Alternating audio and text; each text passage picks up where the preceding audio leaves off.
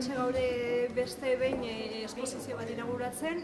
Hementxe ikusten ditugun kartel hauek dira eraldatzenek 10 urte egin ditu aurten apirilean eta 10 urte hauetan egin duen lanaren erakusgai diren kartel hauen esposizioa inauguratzen dugu oraingo honetan.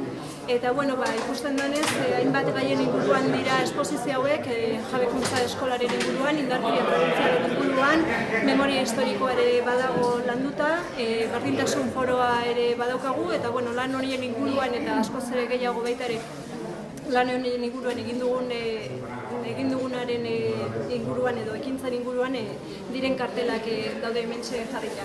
Eta bueno, gurekin ere badago Begoña Pereira berdintasun zinegotzia Zumarragoko udaletxean, eta una cosilla que quieres comentar. Nada, pues yo lo que sí me gustaría comentar es que más que nada, ya que se hacen estas cosas y estamos todo el año reivindicando contra la violencia de género, me gustaría ver más participación por la ciudadanía, tanto de Urretxu como de Zumárraga. Entonces yo creo que es algo que echamos un poco en falta, ¿no?